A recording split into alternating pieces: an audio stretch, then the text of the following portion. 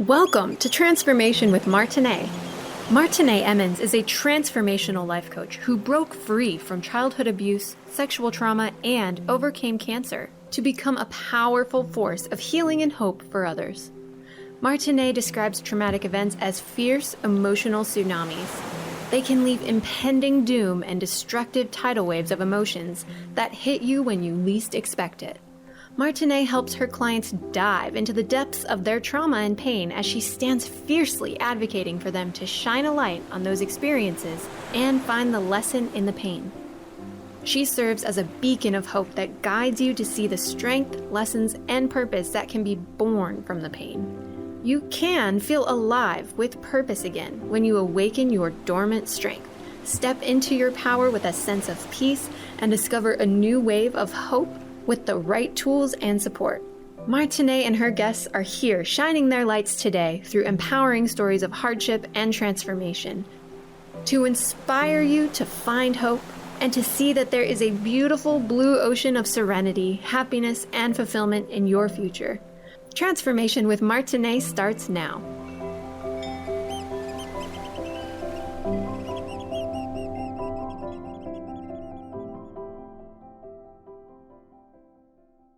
Welcome, everybody, to Transformation with Martine, where we overcome everything and compromise nothing. Today is a bit of a crazy day, and I'm just going to say it. We have a bunch of storms here, and I decided to, well, my podcast is live every Friday, for those of you who don't know, but we're moving today. I've had clients today, and I think sometimes, us humans, we really need to give ourselves credit because we can do it. And I think so much of us, we stress about what's coming, like I was today, like, how am I going to get all this stuff done? But it's the worry about what's going to get done than the actual thing is. And my guest today will firmly know what I'm talking about right now, but we have a colleague named Michelle, and she often will, when she gets in these states, she'll say stuff like, well, bless my little heart. And that's kind of how I feel today. Like, wow, I got some evidence for today that I can do these hard things and you can do hard things. So without further ado, I want to welcome my amazing guest. She is my friend. She is my colleague. We met several years ago at an event, a 5-day, very transformative event. I think it was in 2018. So Cathy Casteel, please introduce your wonderful self. Thank you, Martine, and thank you for having me. Yes, I feel you. I work all the time at being perfectly imperfect because we all strive for perfection. I think, we want to do everything perfect. So I've been in this work since 2013 very heavily, and it for me was like an appetite that just awoken, like I couldn't satiate it. It was like I just would embrace the self-development. Oh my gosh, that's so cool. Let me get more and more into it. And when I was on this journey, someone just said, have you ever thought about being a coach? And I thought, who, me? Like, I compared myself to the Tony Robbins and the Jack Canfields and the Les Browns of the world. And I was like, I don't think I can change people like that. And I called a good friend of mine and I asked her and I said, hey, have you ever thought about me being a coach? And she said, absolutely, Cathy. I've seen you as a coach for a long time, as a leader. Yeah. So I stepped into the journey not knowing what it was going to be like or what would happen. And in blind faith, I've been a coach since 2017, and it's been a phenomenal journey. It's been a ride that I would not go back and change a thing. I absolutely love it. I love the work that me and my clients do together, and I get to be on that sacred journey with them. That's the gift, is that I'm on the sacred journey with them. It's beautiful, isn't it? It's a beautiful experience. I know that, I've been in it for a long time, almost as much as you, 2014. And like the first time the event that we went, and you weren't in it, but your husband was, and I met him. And gosh, just seeing other people being transformed in front of my eyes, oh man, that like took my journey to a whole different level. And I think it's interesting, like you saying, I'm not sure, or can I do this kind of thing? And I mean, I know you, and I know how you think, and I know how you love, and I know all this. Yet I wouldn't have thought, especially when I met Robert and then I met you, someone in the military would feel that way. Like, it just seems like you're just more of a, I don't mean any offense, machine, almost like you're a warrior, you're a protector for sure. But to get to that heart, it doesn't seem like that would be either one of you would be that way, but you are. Absolutely. And I think more, more us women strive to be perfect. Mm-hmm. And so we don't want to step in things unless we're perfect. Right. And being vulnerable in this work, it requires being vulnerable. And this is the old me, I would say I had a lot of skeletons in my closet that I didn't want people to see because I had a lot of shame and guilt around it in the past. Mm-hmm. And so here I'm like, okay, I don't want anybody to know about any of that. I want them to see me now, see me that, as you said, the put together now, Cathy. And what I've come to realize is if everyone sees the put together Cathy now, they don't realize what it took for me to get there. And we all, have, I say the same story. It just has a different dress on it or a different outfit or a different look. We all are walking around with some type of trauma. Even I've had clients say, oh, I had the perfect life growing up. And then we go back and it's like, oh, this happened and this happened. And so we all think we have this perfect life. In reality, we don't. And so if we can all just, take all those layers off and just show our vulnerability, we'll see that we're all more alike than we are different. Mm-hmm. Completely. And if we take the time to get to the heart of people. I had a session this morning where very young woman and definitely put together, wise, smart, just she's a go-getter. And it wasn't until the end that I found out, oh, she didn't have the perfect childhood either, but you would have thought so. It's like these, and she wasn't holding anything back or anything, just didn't even come up, but you don't see that. I've got some colleagues as well that I find it fascinating. They named their business, Don't Let the Selfies Fool You. And I thought, what a perfect thing, right? Because it looks like we're all so perfect and put together, but we're not. So my show, Cathy, as you know, is about hope. And anybody who isn't brand new to the podcast know that I am all about hope. And every guest that comes on my show is someone who believes that we as humans can get back up from anything. I'm proof of it. You're proof of it. So what got you started on this journey? Like, what was that? I mean, it could be like a single thing that just like, oh, or what fired up this passion in you to do what you do now? I can tell you for sure it's that loud. I had reached a point in my life. I had come back from Afghanistan for the first time. I'd been working corporate America for a long time and just reintegrating back into society. And something was off. My health was off. I wasn't feeling good. Just everything seemed kind of out of sorts. And I just made the realization that I stayed in my job because of comfort level. We get comfortable, and all that, and we just don't want to leave.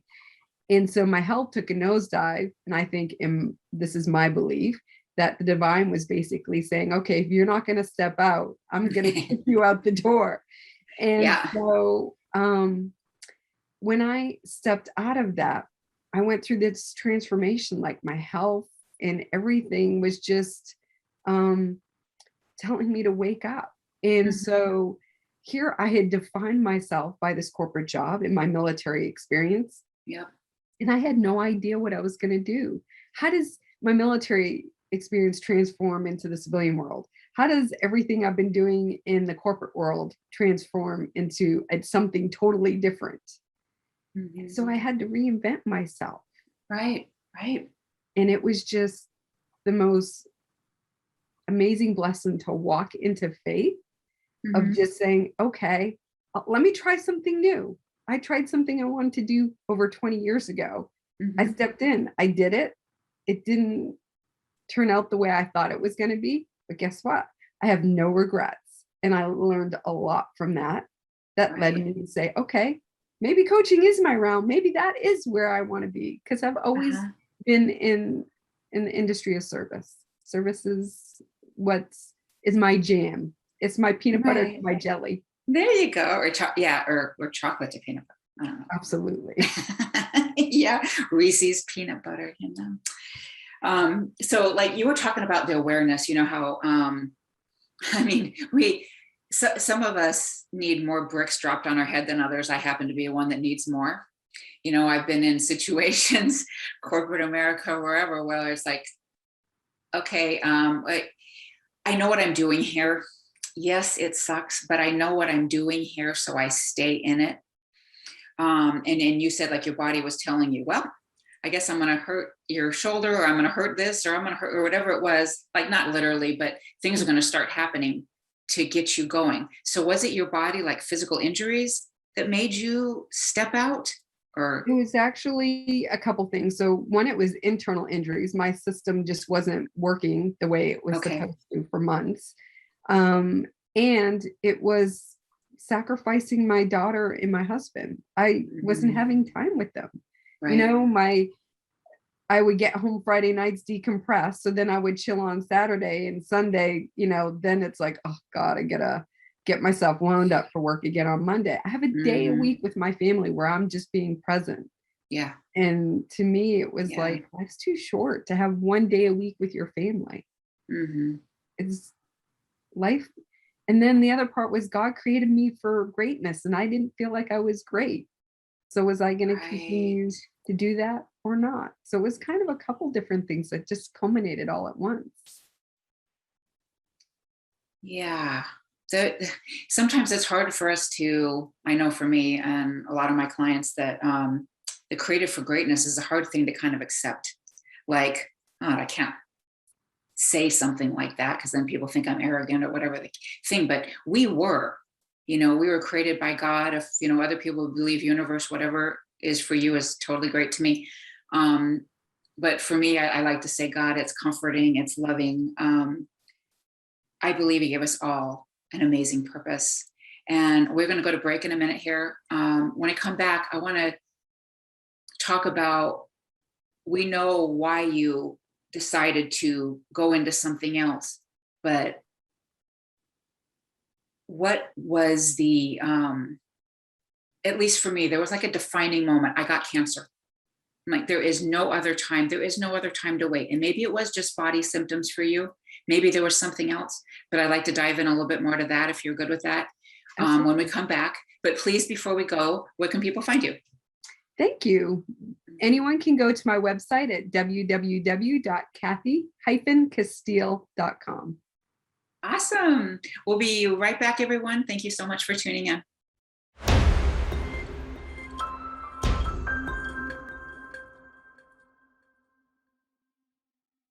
With Martine, where we overcome everything and compromise nothing. My guest today is Cathy Casteel, and we were talking about sometimes there are moments in our life where we get a big kick in the butt or a ton of bricks dropped on our head because we're not following through with our life's purpose.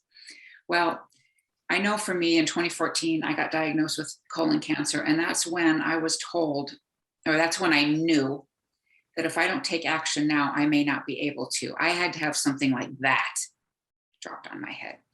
And Cathy and I were talking about break, that she had a similar thing, not cancer, but a similar just body issue, tummy issue, intestinal issue that caused her to pause and know that she needed to change some things up.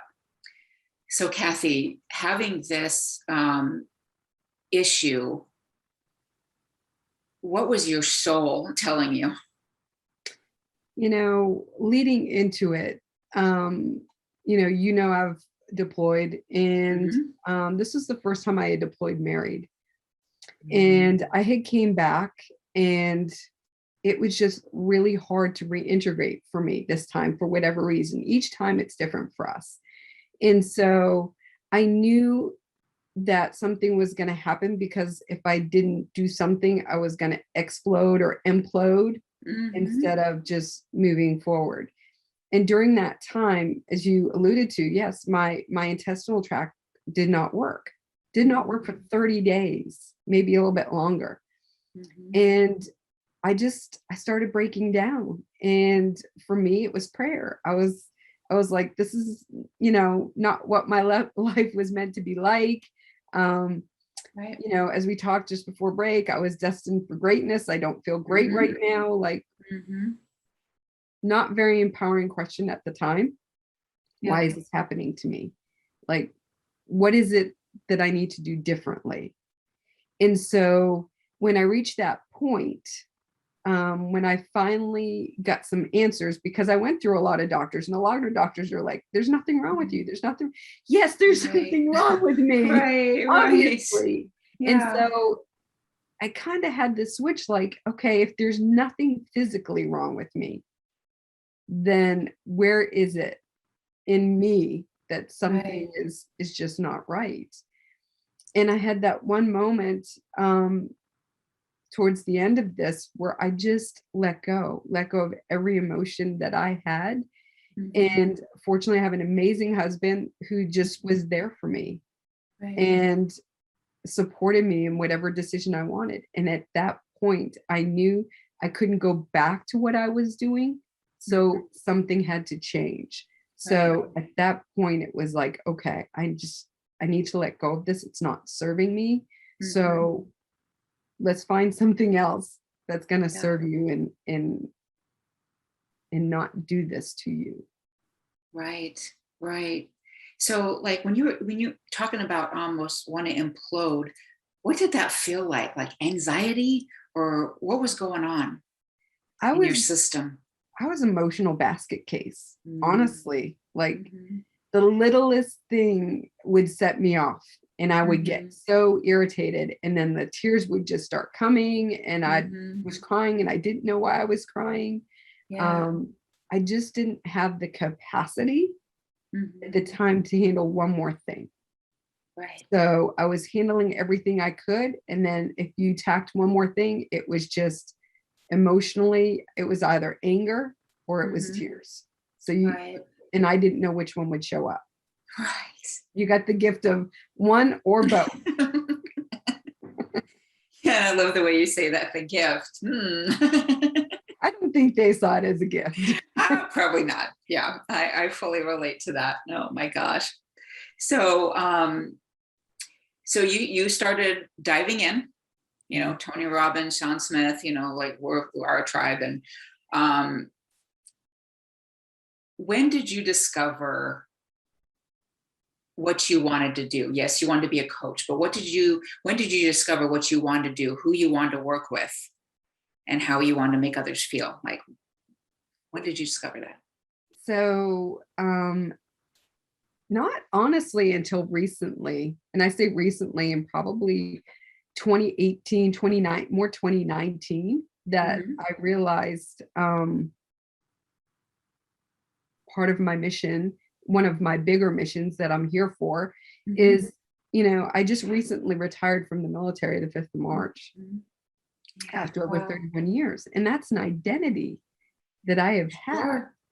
And I know so many people that have either retired from the military, that have marriages in the military that are struggling. They have either decided to just leave the military, or they've been recently like just discharged medically from the military. And it's such a transition to go from that type of environment to civilian life. And the military does the most amazing job at training you for your job. They don't do such a great job when they let you go. It's like, we're done with you, so here you go off into society and be a functioning member. And people don't understand that, and they don't know how, because here you have this family, this camaraderie in the military, you have brothers and sisters, and then you go out and there's none. And so, we have so many of our brothers and sisters, no matter what branch of the military they're in, that are suffering, and they're suffering silently. And they're taking their own life, or their marriage is going into the crapper when it could, they could end up mending fences and have this loving, passionate relationship. Mhm. So I've made it my mission to help veterans to see that there's a light at the end of the tunnel, that there is a way out. You don't need drugs to numb yourself or whatever it is. Let's, walk that journey. And if I haven't been through the journey, I've had brothers or sisters who've been through it, so I can relate, or my husband's been through that journey, so I can relate. Having been in the military, been married in the military, I was a reservist for the majority of my career. So having to balance between being a civilian and in the military and going into that environment back and forth, it's very challenging. And there's no book to it. Right. So Right. you have to stop the craziness, the insanity. Yeah, I think when I met Robert, you were just getting back from a year-long tour. How do you manage that in a It's marriage? hard. It's honestly like I found like I had the better deal out of it, because when you're deployed, you're busy all the time. You go, go, go.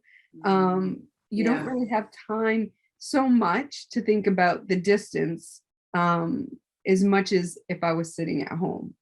And yeah, it's funny because my husband went away for a week and I was home and I was like, oh my gosh, this is like really weird. This, especially in COVID time, because we spend so much time together. right. And I said to him, I said, I don't know how you did it for a year with me gone. He usually picks a project around the house, and that's usually what Yeah, occupies his time while I'm gone.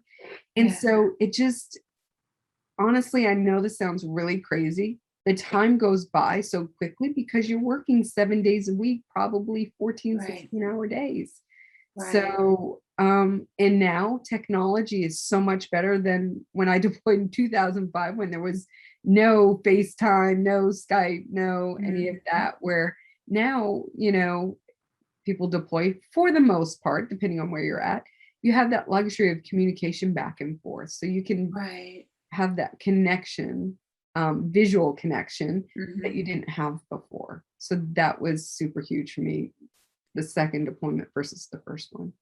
I think that's so important, even just going through COVID and even the kids, how much the kids suffered being so used to being in a social environment and then having to be home. And, it's such a big change, but I can imagine how it is for a year from your husband, from your daughter, I mean, that's gotta be so hard, even The though you're hardest part busy. is coming home, because now Mm, they've developed their true, routine over the last year. true. Yeah, And now I'm yeah, like, hey, I'm home. I'll jump back into my routine. They're like, hey, we've had it for the last year. Like, let's ease on back into this and let me let yeah, go of my reins and you kind of take in on yours, instead of me just busting in and wanting it done my way. right. Yeah, I could see that as being a huge adjustment. I think about even just, moving right now, and Eric sometime and I just we're trying to just figure out, like, even just packing things. He has his way, I have mine. It's like, just go. You do this room, I'll do that room, because everybody knows the best way to do something, right? And Yeah. I'm like, okay, this is not not working. So I could see how that would be for a year, especially, and then trying to reintegrate yourself Mhm. plus them getting used to the whole situation too. Yeah. So, what would you, before we go on to the next, we're going to have a break soon, but so what would what would you say to someone just in a brief conversation who's in your position before we go to break? What would you say to someone who's struggling? Just in a they recognized you, like, from the military, or they asked you a question, they knew you were. What would you say to them to give them some hope? Exactly that. There's hope. The only Mhm. way through it is through it. The only way through it is Yeah. talking about it. The Hmm. military teaches us to be strong, mission first. We Hmm. sacrifice ourselves for the mission. And Hmm. so it's not good. We were old school, like, you don't talk about your feelings, you don't Right. talk about anything. Right. And then the people they ask you to talk to are people that haven't been through it. They're either Mhm. civilians or they've never deployed, and it's hard for people to relate to someone who's never been in the same environment. So I would just, tell them there's hope. There's hope through Mhm. talking about it. And there's light at the end of the tunnel. I'm proof, and my Mhm. husband's proof. Yeah. that if you're willing to do the work, there's joy and gratitude and love on the other side.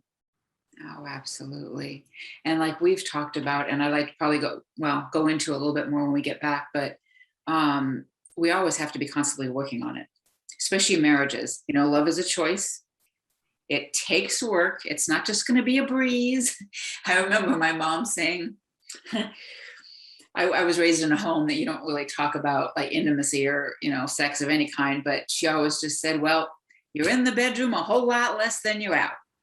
So you better get along otherwise. You know, that's one wise bit of, or she thought was wise to impart on me, you know.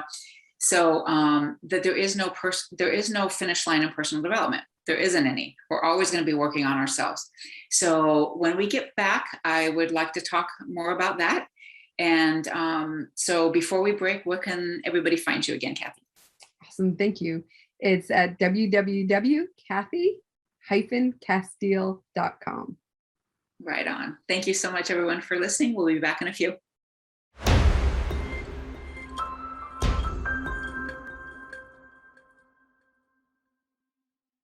Welcome back to Transformation with Martine, where we overcome everything and compromise nothing. My guest, Cathy Casteel, and I have been talking about so many things, including hope, and that there is no finish line to personal development. And that's where we left off at our last break. And so there is no finish line. We know this. And there are times I know myself where I feel like I've tackled something.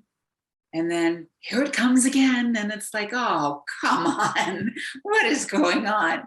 But we are taught, especially in our tribe, the one Cathy and I are a big part of, is that whenever you up level in your life and you want to go to a different point in your life, a different, up level yourself, go a little further up the elevator into another floor,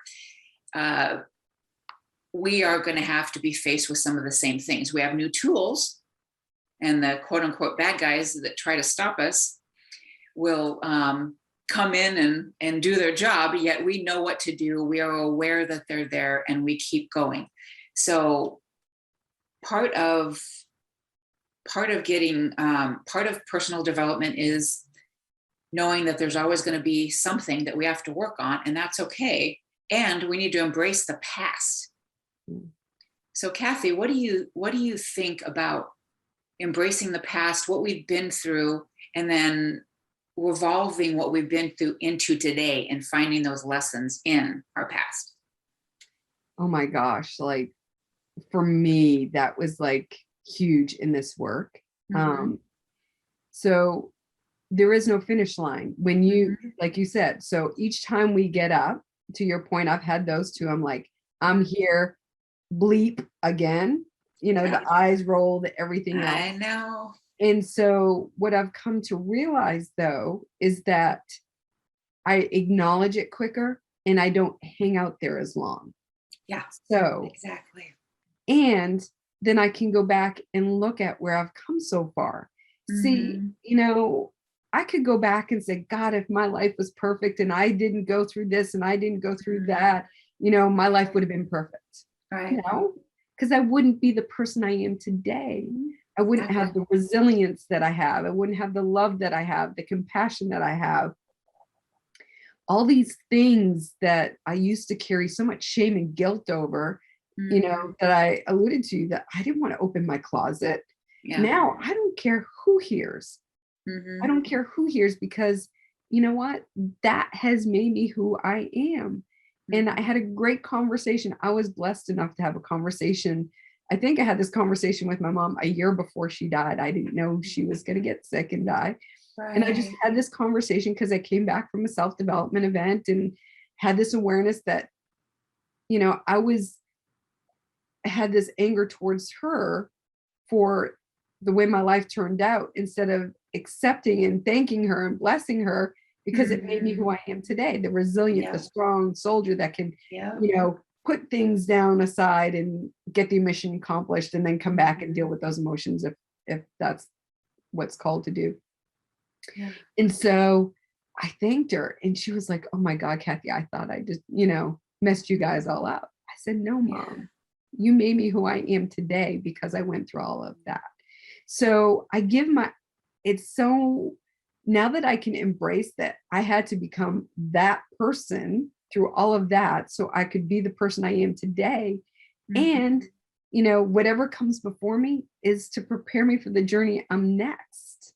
Right. So if I don't go through what I'm supposed to go through going forward, then I'm not going to be prepared for what comes along my plate, or the next journey I'm supposed to be on, or the next road I'm supposed to take, or the next path I'm supposed to go.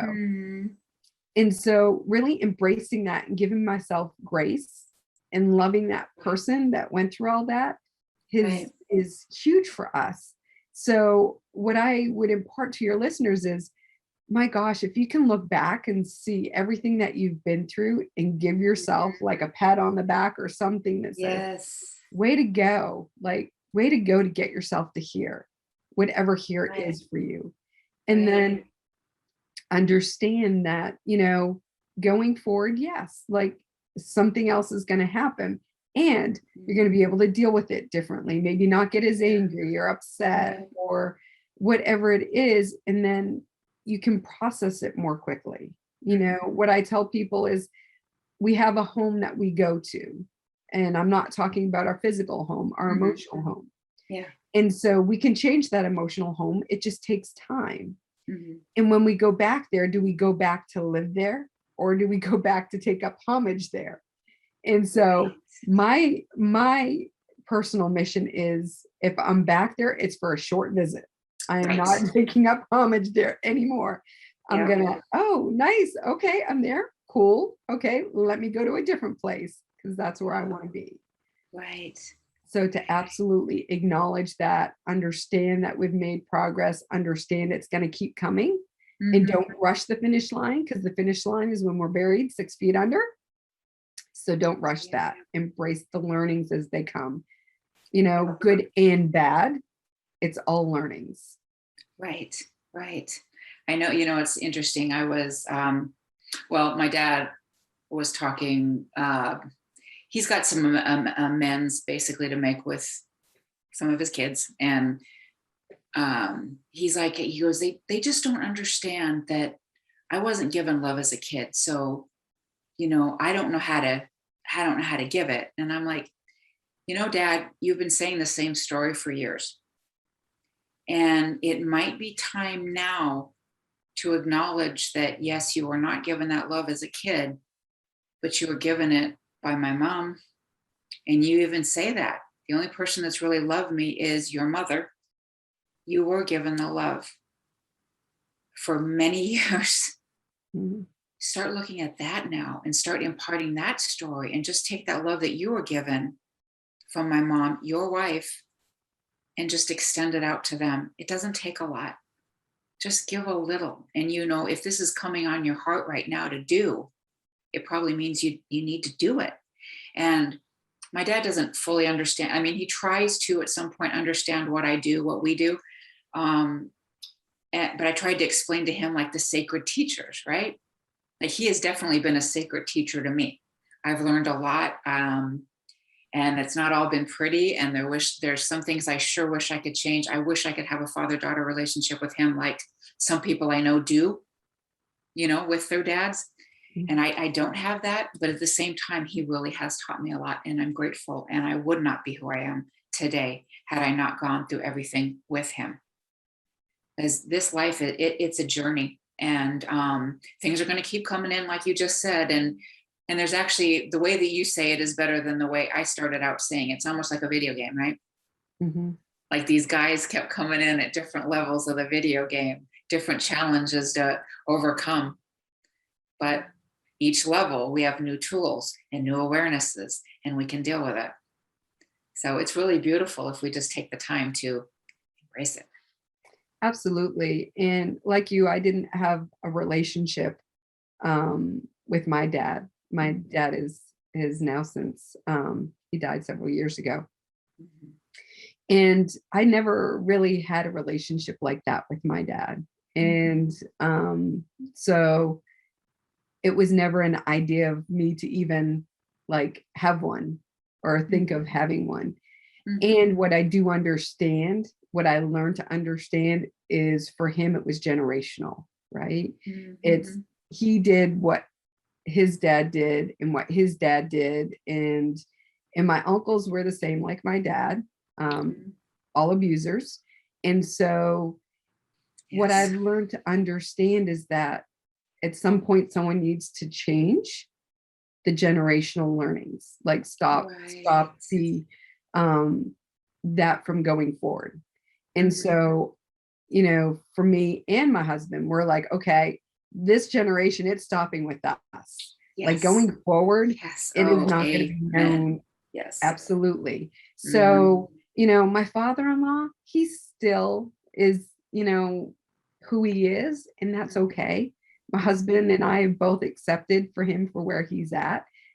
Because if I can't accept him for where he's at, then my love for him is conditional. And I don't want to live in that way. And so it's not hard. I mean, it's not easy. Let me tell you, I still work through it right now. And my husband is so strong about it not moving forward. You know, my husband didn't know he was physically abused growing up. To him, he thought that was normal. That was life until he got into this work. And he knew he had to deal with his anger, and he didn't want to carry it into his daughter. He just didn't know how or why. So, you know, our parents just know what they know. My mom can only teach me what she knew, which she learned from her mom. And, you know, my mom did some, I don't think really called it self-development at the time, but my mom did a lot of work on herself. And I could see it from the time when I was younger till her, you know, 77th birthday. You could see the growth. Well, I think, it is. It's like we do the best we can. And I know that I'm sure you have, both of you have. You probably have apologized a lot. I know I have. And my daughters now being 20 and 22, there is a, they're able to accept and kind of see some things that happened in the past. And also the fact that, well, you probably did do the best you can, you know, and I have apologized for things that I didn't do right. And there was plenty that I didn't do right. And I acknowledge that. And I just try to do better and, you know, next time. And that's really all we can expect of ourselves, is just to keep trying, to keep doing the best we can, apologize when necessary, forgive ourselves as well as other people. So, it's absolute journey. And being authentic. Like I wrote an article for a book, an anthology, and I put everything out there, and I thought, oh my gosh, my daughter's going to read this. And I let her read my final draft before I submitted it. And what I am learning now is she needs to see me in my imperfections, because she thinks that I didn't do some of the stuff that she did. And I'm like, yes, you know I can't stop you from doing it. You need to learn your own lessons you're meant to learn to be the person you're meant to be. And I want you to show you that I'm human and I made all these mistakes in my life as well. So laying all my cards and being vulnerable with her and just saying, hey, you know, I'm not perfect. Right. And we're going to keep apologizing to each other because we're not perfect.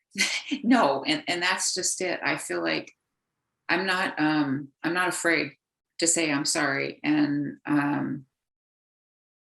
the realness and the vulnerability, and then just our kids, just even being the age they are now, being able to actually see that, you know, mom's human too, you know.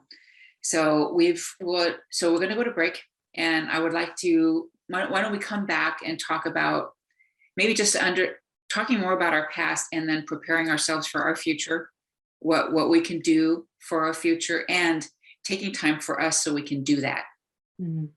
Absolutely. All right. We will be back, everyone. Thank you so much for tuning in.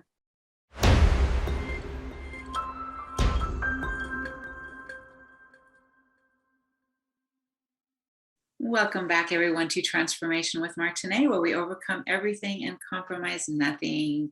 My guest today is Cathy Casteel, and we have been talking about everything from well, hope, personal development, and life purpose, and living our living our best lives.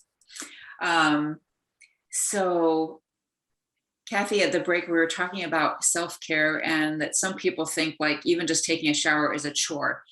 Well, we don't think of it that way, right? There are so many little things, and it doesn't mean like self-care does have to be that you booked a spa day somewhere. It can be just the little things. It could be sitting down in prayer. It could be sitting down in meditation. It could be running yourself a bubble bath.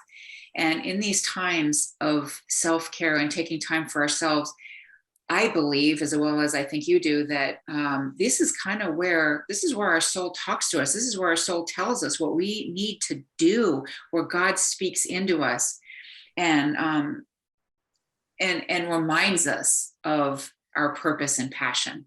What do you think? Oh my gosh, I didn't know about self-nurture, self-care. Like Mm-hmm.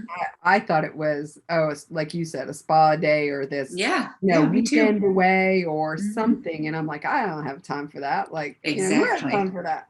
Yeah. And what I've come to realize is, especially people that are in the realm of service, we continue to give. And, the whole analogy people have heard before, you pour a pitcher of water, you fill a cup and you fill another cup and you keep doing it. And then the pitcher's empty. And then what happens? You can't fill any more cups because there's no water in it. Exactly.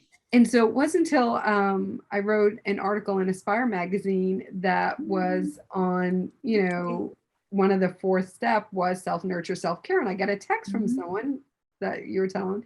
She's like, yes, my shower was a task and now I'm going to schedule next week to take a bubble bath. And I was like, my heart just melted because, what her self-nurture, self-care is going to look like is going to be different from mine, which is going to be different from yours. Yeah. And maybe I don't have time for a bubble bath that week or whatever. So I'm going to take 15 minutes or 30 minutes and I'm going to go for a nature walk, or I'm going to listen to meditation music, or I'm going to sing and dance around my house like a loony. It doesn't matter. Whatever just brings me joy. And to your point, eloquently made, that's when we connect with ourselves the most. Yeah. That's when our body tells us what it needs. If it's going for a manicure, pedicure, if you just take a few minutes just to listen, your body will tell you what it needs. Yeah. And then it's like, it's this feeling of being acknowledged. We all have a little inner child, a little boy, little girl. Yeah. And that person's asking to be acknowledged. And a lot of times we're like, shh, shh, shh, be quiet. I don't have time, like we did with our own kids, right? I don't have time for you right now. Like, don't be talking to me right now. I'm busy. Yeah. And that's our same person inside that's saying, hello, could you acknowledge me? Yeah. And I will tell you something can be so simple as this. I trained and ran a marathon. Yes, you I went did. for a marathon I didn't realize it was going to be COVID. So all my training became solo training. And so there was a lot of conversations going on between me and my little girl inside. Yeah. And some of the self-nurture can just be the conversations you have with her. For me, it was having with her. It's like, listen, we got this, I got you. I'm going to take care of you. I'm not going to beat you up on this run. If we're hurting, we'll take it easy. It's acknowledging the whatever we need at that time. Right. I guess is the biggest thing I can say. When you self-nurture, self-care, it's listen and give whatever at that time that little boy or little girl is asking for. That's all they're asking for. Yeah. And the thing is, maybe at that moment you can't do it, but you can tell her or him that, you know what, in an hour, we're going to go take that walk. Whatever the case. And, there was, I cannot actually remember who, she was on the podcast not that long ago, and heartbreaking the way this was said, but you know how a lot of times when you are a child and there's that saying, something like, children are to be looking all cute and seen, but not heard kind of thing. She was told in the home, now go make yourself small. Oh man. But that I've never really heard it quite that way. But boy, that did something inside of me. But the thing is that we often do that for ourselves, even now as adults. Just bug off, like go. I don't have time for you right now. It's that same thing. Just go. No, we're not going to take a walk. No, we're not going to have this. No, we're not going to eat right now. We don't have time. This kind of thing. But if we just start paying attention, we start getting not only more signs of what we need to do for ourselves, but more signs just for our life purpose. If we just start listening. Yeah, it was so cool that you said that. This just came up to me. I don't know why, so I'm going to say it because it came into my head for a reason. Yeah.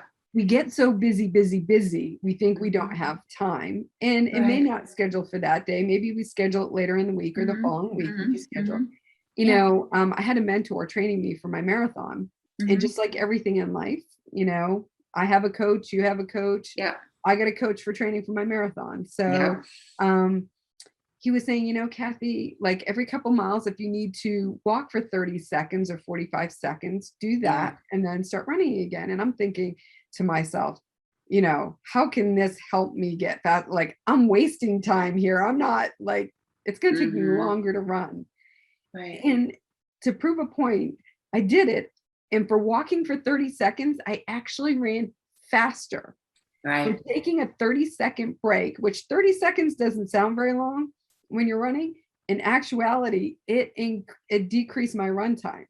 So for slowing down and just taking a 30-second break, how much it helped me out. Could you imagine the story that most of us have, that we don't have time? Right. If we just took 30 seconds, a minute, whatever it is to begin, just to start the process, then you start seeing the results, and then it builds the belief and encourages you to do it more and more and more. It's so cool how that works. Absolutely. Because once you start, you don't want to stop. And the whole thing with taking care of ourselves is like, that shows others how to treat us too. Because if we're always just putting ourselves off, and just like moms, right?